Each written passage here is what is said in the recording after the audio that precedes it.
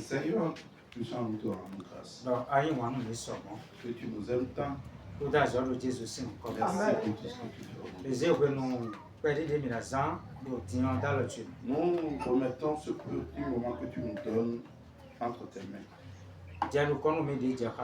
Conduis-nous selon qu'il te veut. Que la gloire te revienne, Seigneur. Au nom puissant de Jésus. Amen. Amen. Nous saluons le peuple de Dieu à divers niveaux.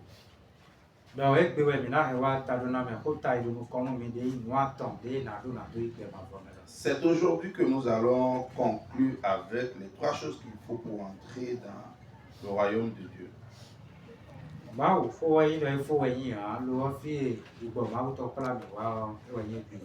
La parole de Dieu n'a pas de fin, mais aujourd'hui c'est que sur ce thème nous allons nous arrêter là, selon que l'Esprit nous a conduits.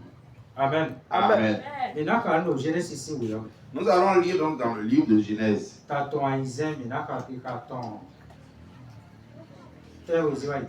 En son chapitre 6, le verset 7 à 8, il est écrit. Genèse chapitre 6, le verset 7 à 8. Et l'Éternel dit, j'exterminerai de la face de la terre l'homme que j'ai créé, depuis l'homme jusqu'au bétail, aux reptiles et aux oiseaux du ciel, car je me répands de les avoir faits.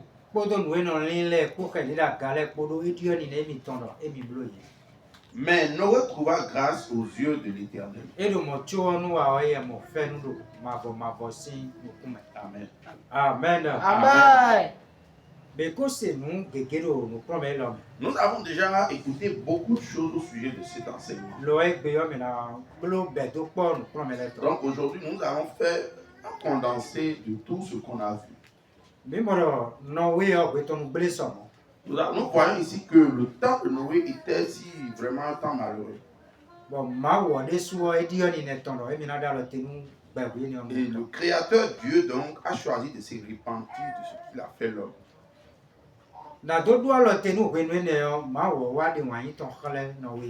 Donc pour finir avec ce temps, Dieu a montré son amour à Noé. Donc c'est de la même manière de nos jours, et que ces jours sont remplis de péché, sont pourris de péché. Et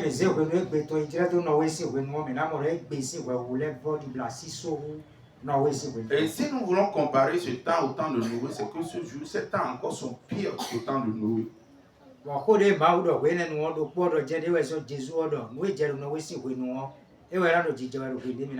Et c'est ce que le Seigneur Dieu, le Créateur, dit encore au temps de Noé, qui est dit aujourd'hui. Voilà pourquoi Jésus-Christ dit, de la même manière les choses se passaient au temps de Noé, il en sera de même de nos jours.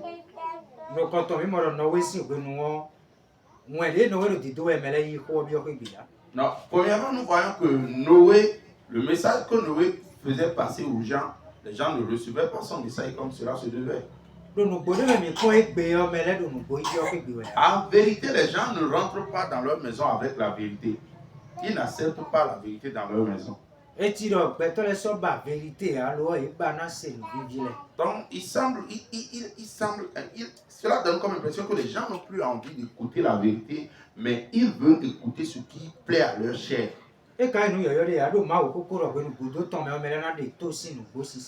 Donc, ce n'est pas quelque chose d'étonnant ni de nouveau, car la parole de Dieu même nous dit que dans les derniers temps, les gens détourneront les oreilles de la vérité.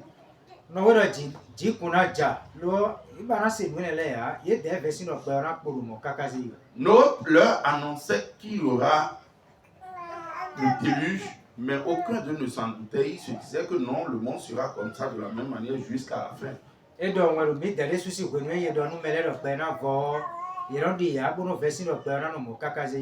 c'est de la même manière aujourd'hui que quand nous disons aux gens que ce monde ira à sa fin, il y aura une fin, les gens disent non, que le monde restera éternel, restera comme ça jusqu'à l'éternité. C'est de la même manière que le temps de Noé, quelques 8 seulement étaient sauvés.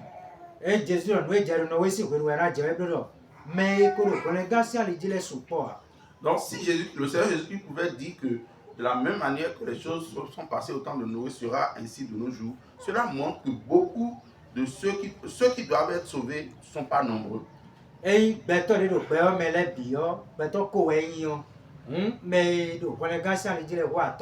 Donc si il y a 20 personnes, supposons qu'il y a 20 personnes dans le monde, si on doit trouver ceux qui seront sauvés dedans, peut-être on trouvera un nombre infime.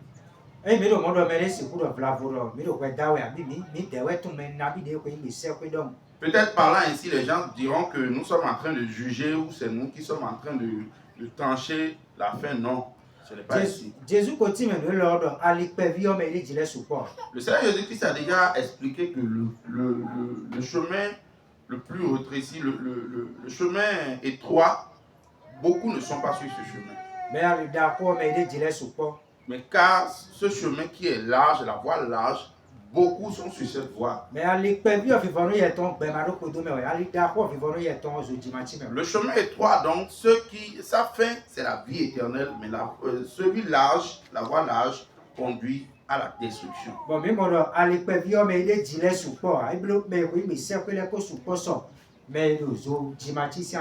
Et ici, nous voyons que peu sont sur la voie étroite et malheureusement, pour ceux qui sont sur celle large, qui finiront en enfer.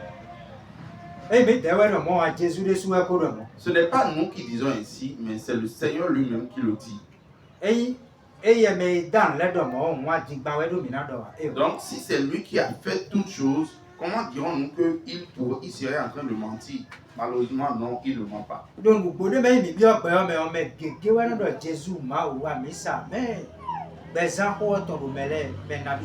En toute vérité, si nous rentrons dans le monde, beaucoup sont ceux qui disent Jésus à gauche, Jésus à droite, Jésus par-ci. Mais ce n'est pas tout le monde qui véhicule le message authentique de la vérité.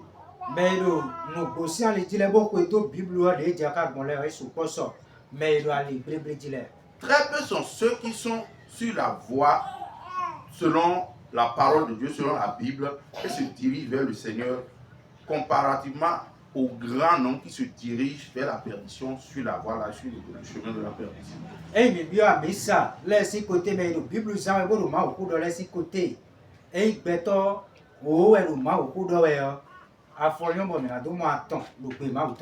Si nous rentrons au sein des soi-disant toutes des églises et que nous voulons voir ceux qui disent la vérité, c'est peut-être nous trouverons sur 10, 3, peut-être 2 qui disent la vérité.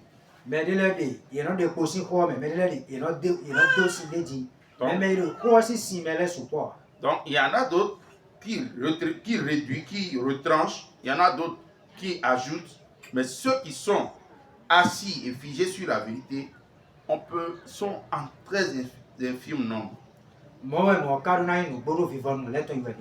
Et il doit normalement en être ainsi parce que les choses vont tirer à leur fin. Parce que ce qui s'est passé donc au temps de Noé, il en sera de même de nos jours. Et nous voyons ici que c'est Dieu qui fit grâce à Noé et Noé eut sa grâce devant Dieu. Pour que quelqu'un puisse servir et adorer Dieu convenablement comme cela se doit, il est question ici de celui à qui forcément Dieu aura fait grâce. Si l'Éternel nous fait grâce à quelqu'un, la personne va dire Dieu, Dieu, Dieu, mais à sa fin, il ne verra jamais Dieu. Mais nous voyons ici que le temps de Noé était un temps mauvais, mais Noé n'avait pas beaucoup de femmes avec lui. Ses enfants n'avaient pas beaucoup de femmes avec eux. Nous voyons ici que ce n'est pas parce que les temps étaient mauvais que Noé s'est comporté comme ses confrères, ses compères.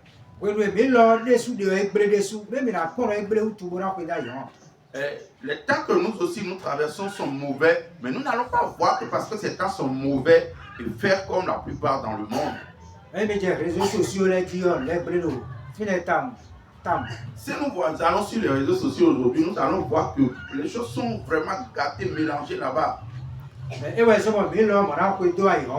n'en est pas ainsi pour que nous puissions aussi nous comporter comme le monde. Que celui qui est saint continue de se sanctifier jusqu'à ce que le Seigneur Jésus-Christ revienne. Si les autres ont été dans la désobéissance, il n'en est pas ainsi de Noé qui les suivit pour désobéir à Dieu. Non, au contraire, il obéissait à Dieu.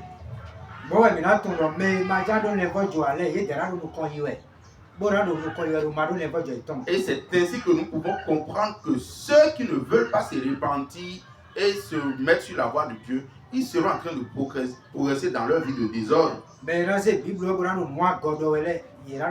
Ceux qui vont tordre le cou à la parole de Dieu, à la vérité, seront en train de faire pareil. Et nous qui sommes dans la vérité, qui sommes en train de marcher selon la vérité, nous progresserons aussi dans la vérité. Parce que nous ne pouvons pas arrêter. Parce que les gens ne se repentaient pas autant de Noé, Noé ne pouvait pas les forcer à se repentir. Noé, il pouvait dominer sur lui-même, mais il ne pouvait pas dominer sur les autres. Et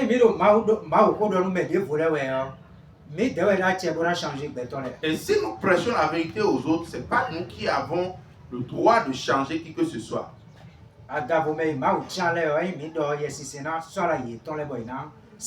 Excepté ceux que Dieu lui-même a déjà choisi, qu'il a prédestiné pour son royaume, c'est seulement à eux que notre vérité va s'accorder.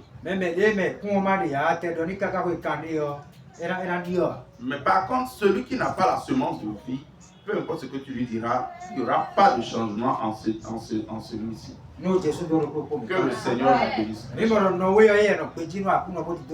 Et nous voyons ici que Noé est resté obéissant à Dieu et progressait dans l'obéissance.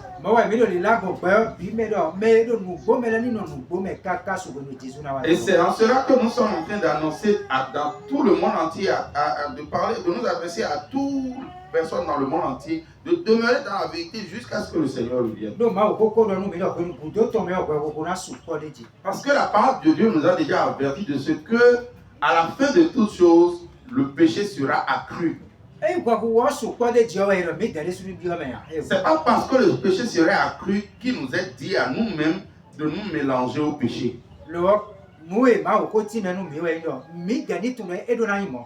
Mais ce que Dieu nous a déjà donné comme avertissement est que nous devons savoir que les choses se passeront de cette manière-là.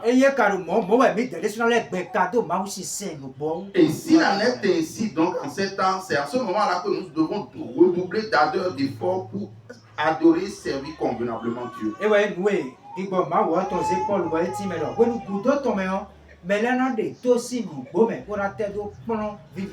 Et c'est ce que l'Esprit de Dieu saisit, Paul a dit, et Paul pouvait dire que vers la fin des temps, les gens détourneront l'oreille de la vérité et s'attacheront à des doctrines perverses, à des doctrines mauvaises.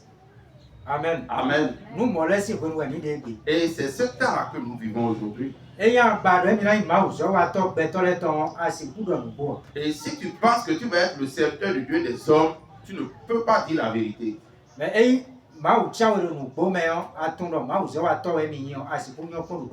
Et si Dieu t'a vraiment choisi et tu sais qu'il t'a choisi dans la vérité, tu ne peux jamais plaire aux hommes sous une quelconque manière.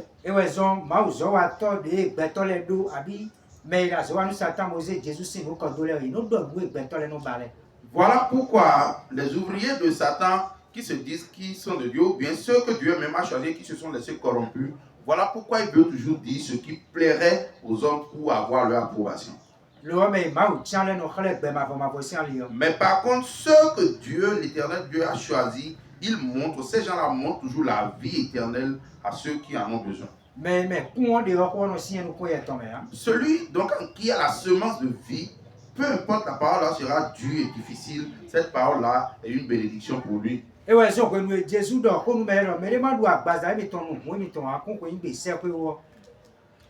Et voilà pourquoi le Seigneur Jésus-Christ, lorsqu'il dit à ses frères aux Juifs que si quelqu'un ne boit de mon sang et mange ma chair, il ne peut pas entrer dans le royaume de Dieu. Et c'est à ce moment que le grand homme avait fui et il s'est retourné, il fit face à ses 12 et leur dit, vous aussi, vous n'allez donc pas fuir. Et c'est à ce moment-là, Pierre lui dit, mais Seigneur, où irions encore? Où irions-nous? Parce que c'est toi le Seigneur Jésus-Christ qui a la parole de la vie. Le Seigneur Jésus-Christ donc était là pour faire une œuvre salvatrice et sauver les hommes.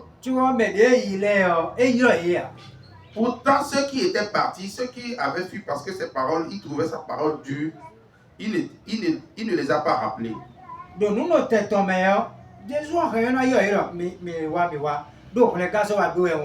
En toute vérité donc, le Seigneur Jésus-Christ pouvait les rappeler et leur dire non, venez, venez, je suis venu faire une œuvre salvatrice. Pourtant, il n'a pas procédé ainsi. Il les a laissés. Et il dit encore aux autres que s'ils trouvent bon à leurs yeux de partir, ils peuvent aussi partir. Et nous voyons ici que le Seigneur Jésus-Christ ne supplie pas celui dont le nom n'est pas écrit dans le livre de vie. C'est de la nourriture il a fait, ils ont déjà mangé. Et c'est en cela que Jésus-Christ est tellement doux. Et c'est en cela qu'il voulait le prendre forcé pour roi.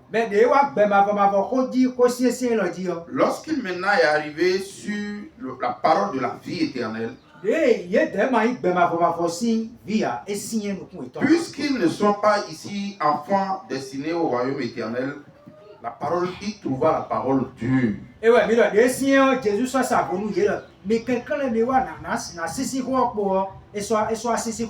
Puisqu'il trouvait donc la parole dure, le Seigneur ne les a pas rappelés pour leur dire non, venez, venez, venez. Je vais essayer de revoir la parole et harmoniser ça pour vous. Non, il n'a pas fait ici. Et nous voyons ici que celui en qui la semence du Christ est, peu importe la parole, comment elle sera dure, cette parole-là n'est pas un souci, un problème pour lui. Et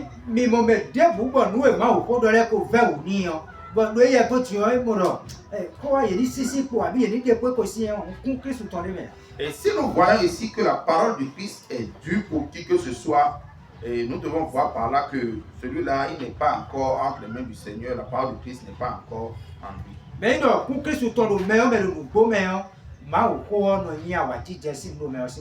Mais si entre-temps, la semence du Christ est en lui, la parole de Dieu est toujours une joie, une bénédiction pour ce dernier.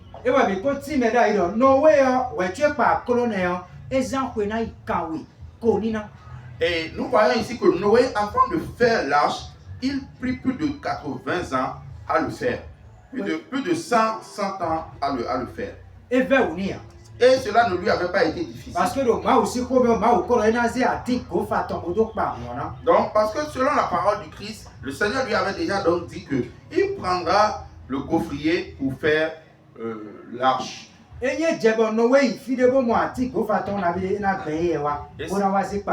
s'il arrive que Noé va quelque part et trouvait le gaufrier, il allait l'arracher et venait, il faisait le bois et préparait cette partie-là et déposait.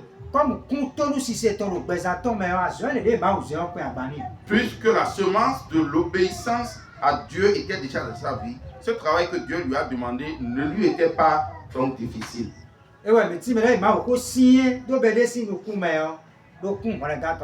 Donc ici c'est cela que nous expliquons que si la parole de Christ est dure pour quelqu'un, la semence de Christ n'est point en ce dernier.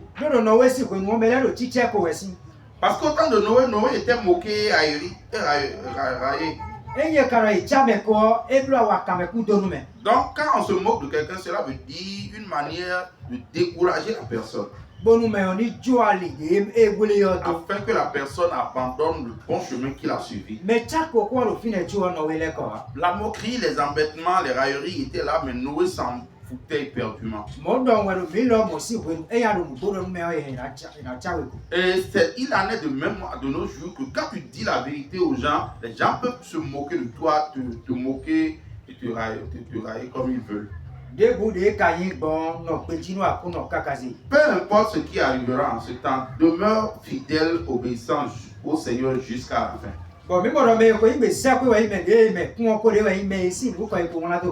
Et nous voyons ici que ceux dont le nom est déjà, ceux seulement qui portent la semence sont ceux dont le nom est écrit dans le livre de vie et qui pourront entrer dans le royaume de Dieu.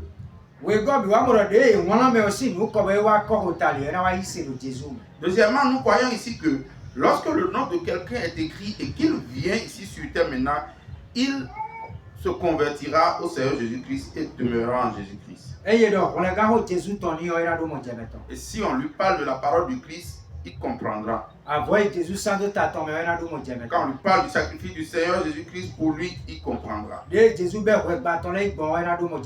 comment Jésus-Christ prit ses péchés et s'en alla avec, il comprendra. De la manière dont le Seigneur Jésus-Christ mourut pour chacun de nous, il le comprendra. Mais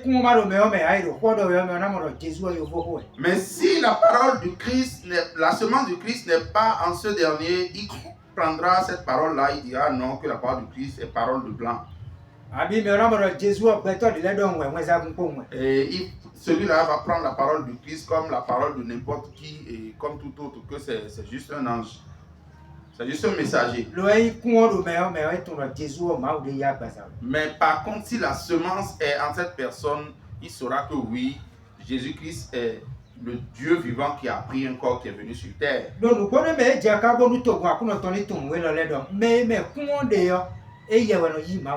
En toute vérité, il est important que le peuple de Dieu comprenne que celui en qui la semence du Christ est, les choses du Christ ne lui sont pas compliquées. Et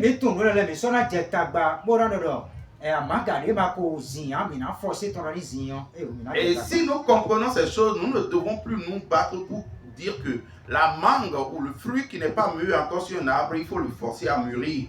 C'est pourquoi le Seigneur Jésus-Christ dit que si nous entrons dans une maison et qu'il y a un enfant de paix qui est là, que notre Père demeure avec ce dernier.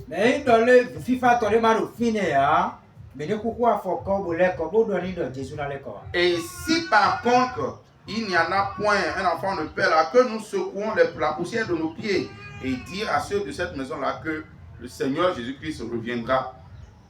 Donc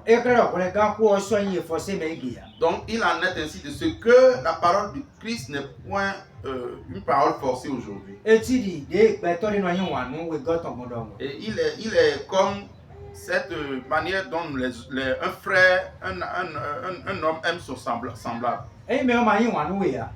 Si la personne ne t'aime pas, même si tu lui donnes des millions, même si tu lui donnes tout ton or, tout ton trésor, il va prendre l'argent, mais il ne t'aime pas. Mais s'il t'aime par contre, mais si tu ne lui donnes même pas un franc, il t'aime, il aime ton affaire, il aime ton affaire. Amen. Amen. Il en est de ce que si le Seigneur te choisit, tu aimeras la parole du Seigneur. S'il ne t'aime pas, même si on te force pour aller adorer Dieu, même si on te force à obéir, tu ne pourras pas. C'est pourquoi le Seigneur laissa ceux qui se sont retournés, il oublia ceux qui se sont retournés, il les laissa. Et de nos jours, il semble que nous voulons encore montrer de la compassion, de la miséricorde envers de pareilles personnes mieux que Dieu. Nous croyons que non, c'est tout le monde qui doit être sauvé. Amen. Amen. La parole de Dieu dit dans le livre de Jean que Dieu a tant aimé le monde qu'il a donné son Fils unique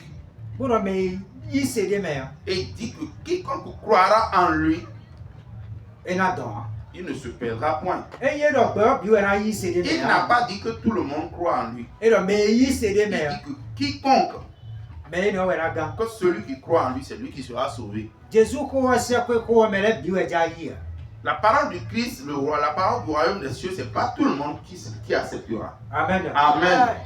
Nous sommes donc en train de développer quelque chose sur la vie de sanctification. Nous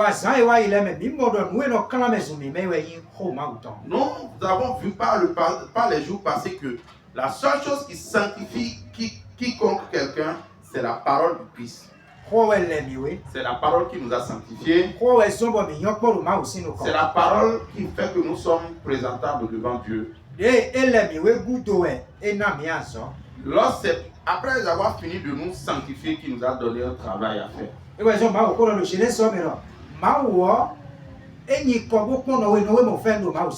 C'est pourquoi la parole de Dieu dit dans le livre de Genèse que Dieu jeta son dévolu sur Noé et Noé trouva grâce et fit trouver grâce à Noé à ses yeux. C'est maintenant que Noé eut grâce aux yeux de Dieu, c'est en ce temps-là maintenant que Dieu lui a demandé de faire quelque chose, de lui faire quelque chose.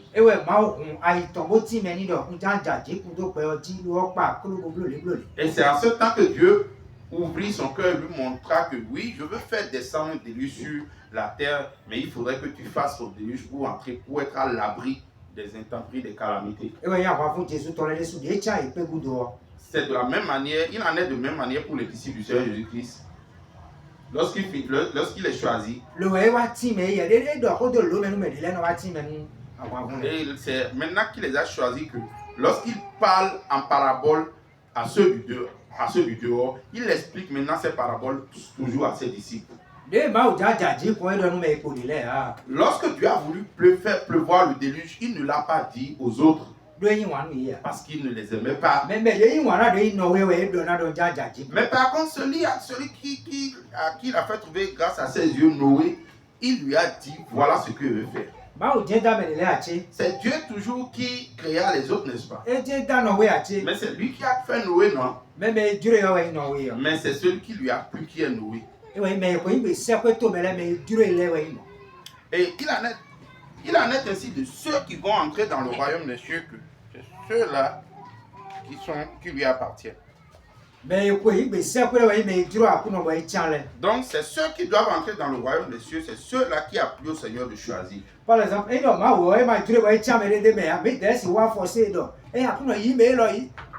c'est ça? Maintenant, s'il n'a pas plu au Seignor de choisir quelqu'un, nous ne pouvons pas forcer le Seigneur de choisir forcément celui-ci. Il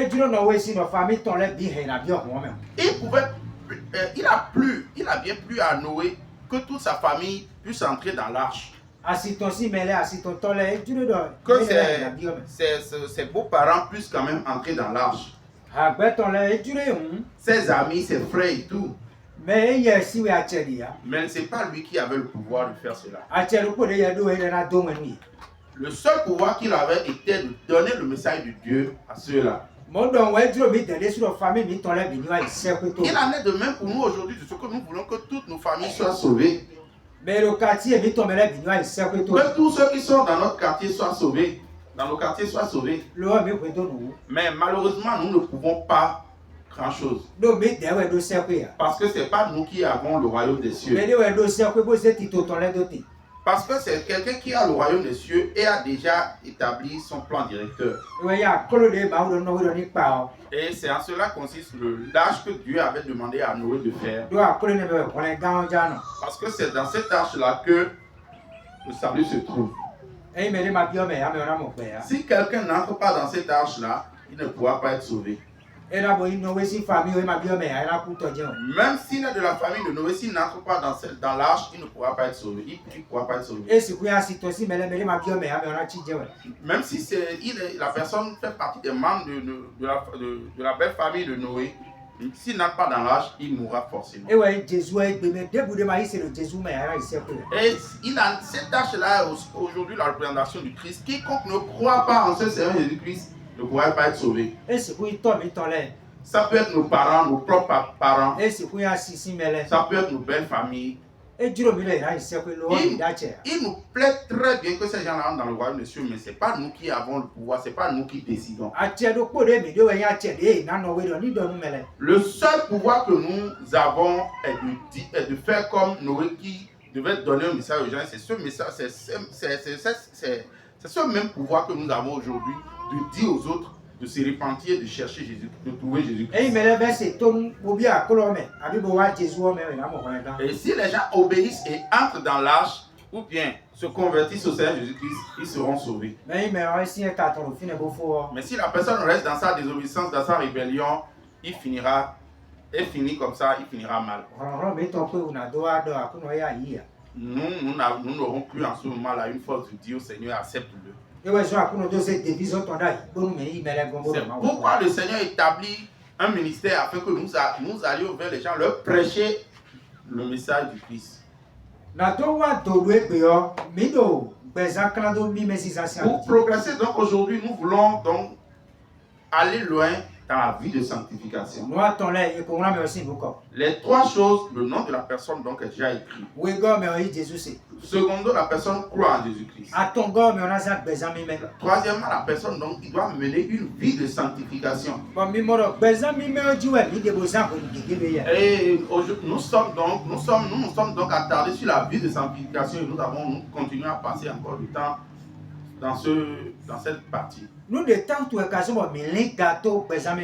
Pourquoi donc sommes-nous attardés sur la vie de sanctification? Nous allons voir donc aujourd'hui que beaucoup de gens disent Jésus, Jésus. Beaucoup de gens donc disent non, nous allons dans une église, nous sommes dans une assemblée. Mais la vie de sanctification, l'accent n'est pas mis dessus. La vie de sanctification n'est pas menée par ces gens. Et les gens ont accepté une partie dans la parole de Dieu. Beaucoup acceptent donc la grâce que nous avons trouvée en Jésus. Mais en ce qui concerne la manière de mener donc une vie de sanctification, beaucoup n'acceptent plus cela. Et nous voyons ici que Noé, la grâce, l'a visité et il a agi selon la grâce.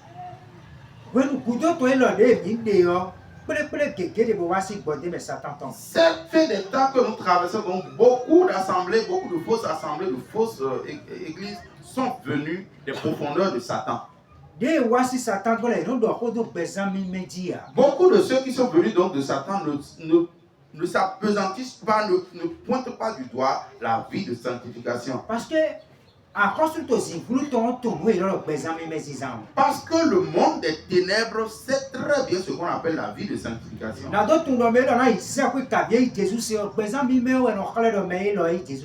Pour qu'on définisse, pour qu'on retrouve que tel ou tel ira dans le royaume des cieux, finira entre les mains du Seigneur Jésus-Christ, c'est pas la vie de sanctification qu'on reconnaît celui-là. Mais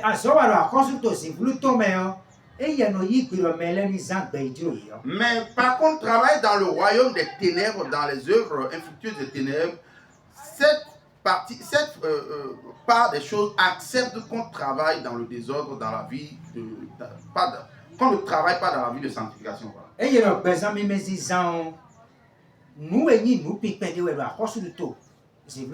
Donc, quand on parle de la vie de sanctification, c'est quelque chose de très capital que le monde des ténèbres, le royaume des ténèbres connaît. Donc, c'est en cela consiste l'obéissance à la vérité du Christ. Si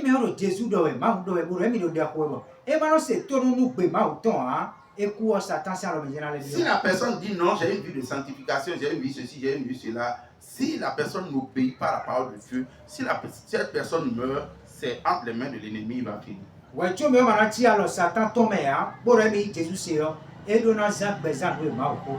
Avant que celui-là ne finisse par entre les mains de Satan et dit qu'il croit en Jésus-Christ, celui-là doit mener une vie conforme à la sanctification.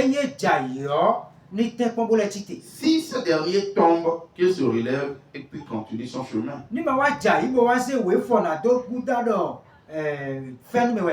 Qu'il ne tombe pas et qu'il prenne maintenant des versets bibliques pour justifier et argumenter que non, nous sommes sous la grâce et que c'est fini. Parce que c'est celui qui mène une vie de sanctification qui pourra entrer dans le royaume de Dieu. Peu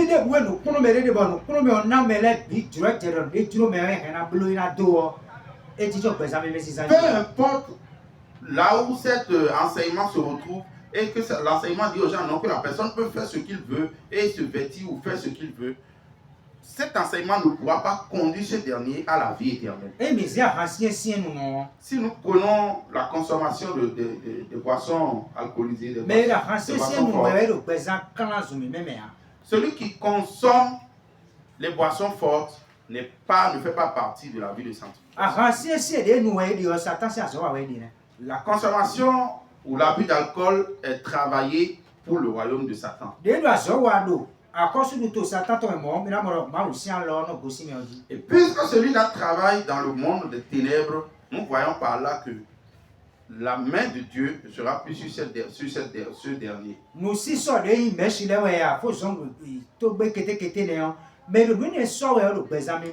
La dépravation et l'impureté vestimentaire, telle le port des mèches, les vêtements bizarres, celui qui se comporte de cette manière-là ne pourra pas entrer dans le royaume de Dieu.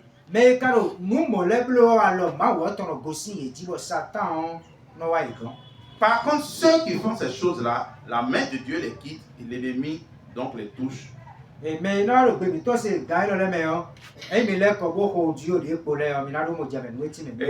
vous qui venez de prendre contact avec ce message, donc si vous retournez sur les anciens messages, vous comprendrez ce de quoi nous sommes en train de parler ici.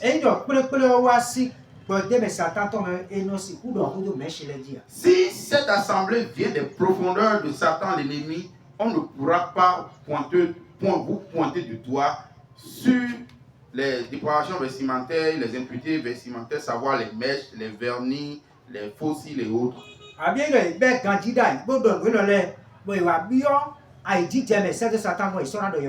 Ou bien si même les gens ont bien commencé, ils prêchaient et pointaient du doigt ces choses que nous venons de citer tantôt, ces gens-là, puisqu'ils ont commencé par tomber, ils ne s'appesantiront plus, ne s'assiront plus sur la vraie doctrine concernant le Christ et son royaume.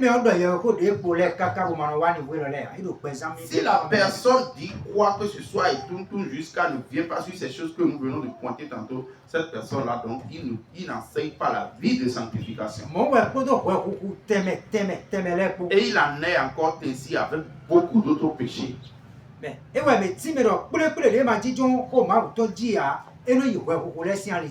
Et c'est là où nous disons que toute assemblée qui ne pointe pas du doigt les choses qui concernent le péché ne peut pas s'asseoir sur la saine doctrine de Christ.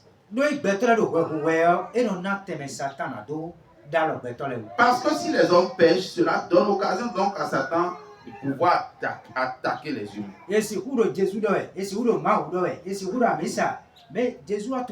On peut être en train de dire Jésus, on peut dire Dieu, on peut dire Église, mais Dieu ne les connaît point. Ils peuvent être nombreux n'importe comment, Dieu ne les connaît pas. Le seul endroit que l'Éternel Dieu reconnaît, le Seigneur Jésus-Christ reconnaît, c'est là où sa parole est et sa parole est crainte. Et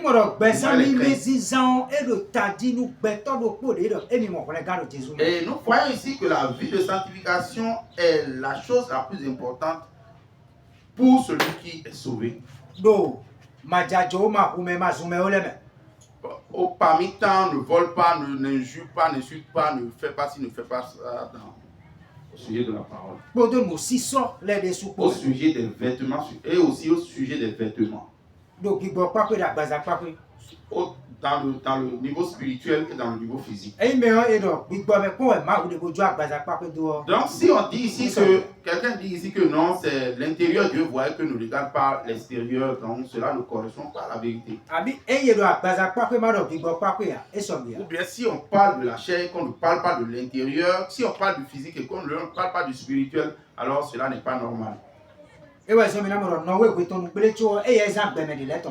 allons voir que Noé, son temps était mauvais, était pire, mais pourtant Noé ne s'était pas comporté, il n'avait pas vécu comme ses compères. Il s'est mis à part. La même chose se produisit au temps de Lot et tout était perverti au temps de Lot, pourtant Lot s'était séparé.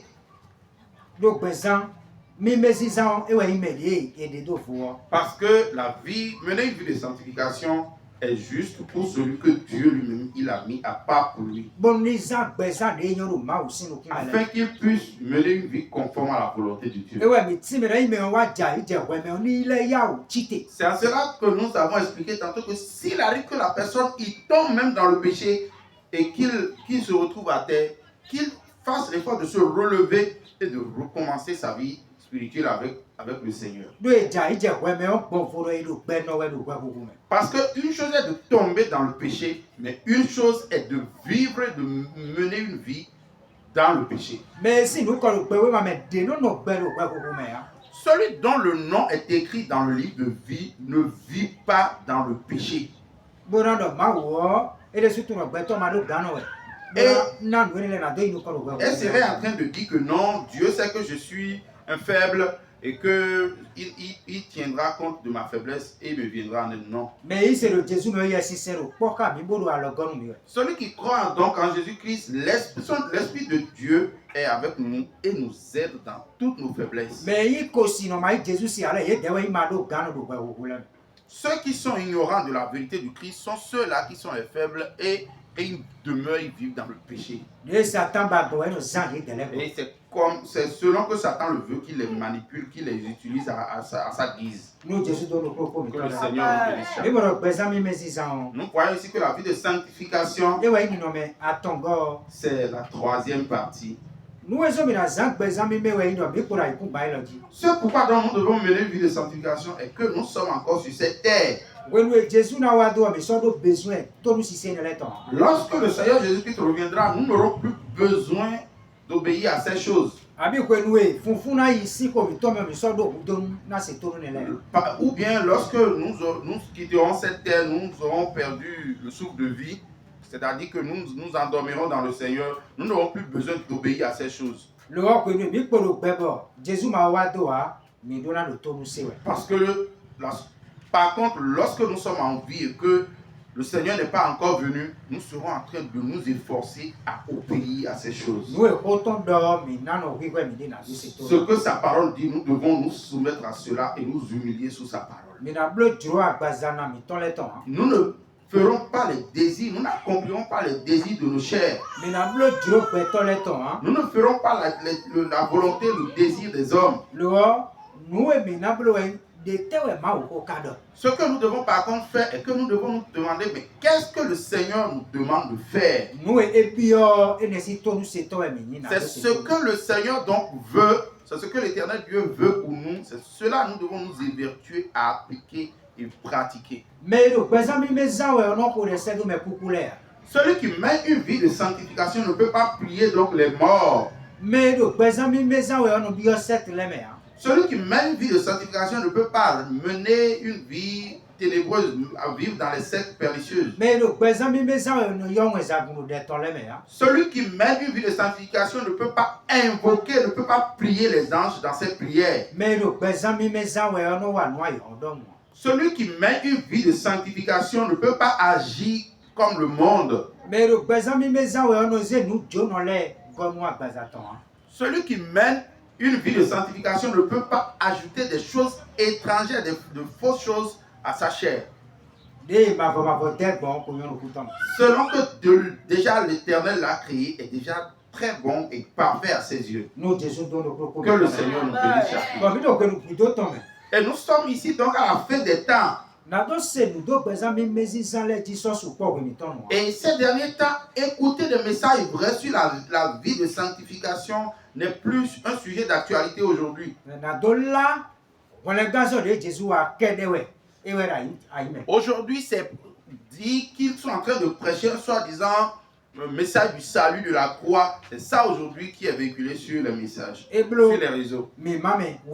C'est la deuxième partie donc. La troisième partie, beaucoup de gens qui concernent la troisième partie donc qui concerne la vie de sanctification, beaucoup ne s'empesantissent pas, beaucoup ne vont même pas sur ce terrain-là. Et c'est en cela que nous expliquons que si quelqu'un ne travaille donc pas pour le Seigneur, il ne peut pas venir sur la troisième fait partie, qui est la vie de sanctification. Ou bien si celui-là, s'il veut dire, il va faire semblant de dire, il va piocher ce qui lui plaît. Ou bien les choses qui donnent du mal à entendre aujourd'hui, il ne pourra pas le dire, savoir par exemple prêcher sur les mèches, les faux bijoux, les faux cils, les faux ongles et toutes ces choses impures. Il ne pourra pas toucher réellement du doigt ces choses. Ou bien le vestimentaire décent, modeste dont la parole de Dieu nous parle, la personne ne va plus s'appesantir sur ces choses. Si on vient sur ces paroles, cela laisse à croire que ces choses-là ne figurent point dans les Saintes Écritures. C'est écrit, c'est bien écrit dans les Saintes Écritures et que nous ne pouvons pas les déchirer des Écritures. Donc. De la Bible, donc. Et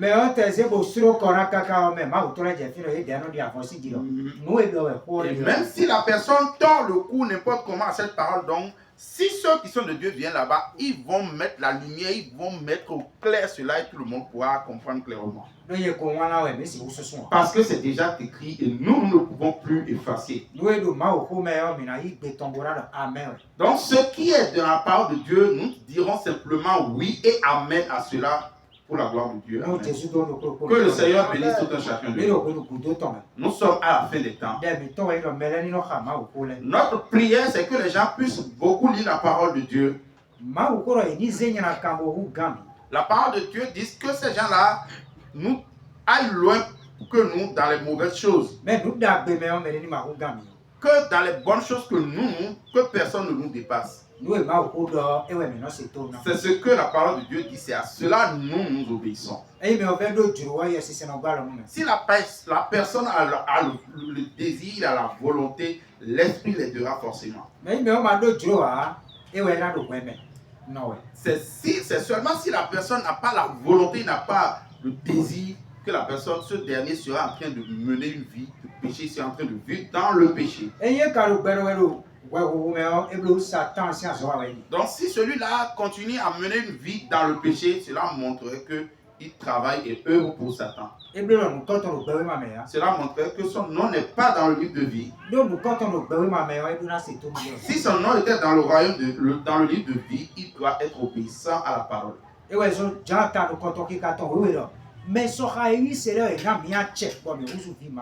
c'est en cela que Jean, en son chapitre 1, le verset 12, nous dit que à tous ceux qui ont cru, il leur a été donné de devenir les enfants, les fils de Dieu. Donc, lorsque nous sommes devenus enfants de Dieu, sa parole ne serait plus compliquée et difficile pour nous. C'est en cela que nous devons dominer notre chair. Et une chose dans dominer sa chair, c'est que nous ne perdons plus notre temps dans les distractions. Tu as le temps pour la parole, dans l'étude, la méditation de la parole. Tu as une permanente connexion avec les choses de Dieu. Si tu as la connexion avec les choses spirituelles, la chair ne peut plus donc te dominer. Que le Seigneur bénisse chacun. Nous allons donc nous arrêter là aujourd'hui. Si le Seigneur voudrait que nous conduisions encore son peuple d'une autre manière, en son temps, plaise à Dieu, nous le ferons. Que le Seigneur bénisse chacun de nous. Nous allons donc nous lever et prier.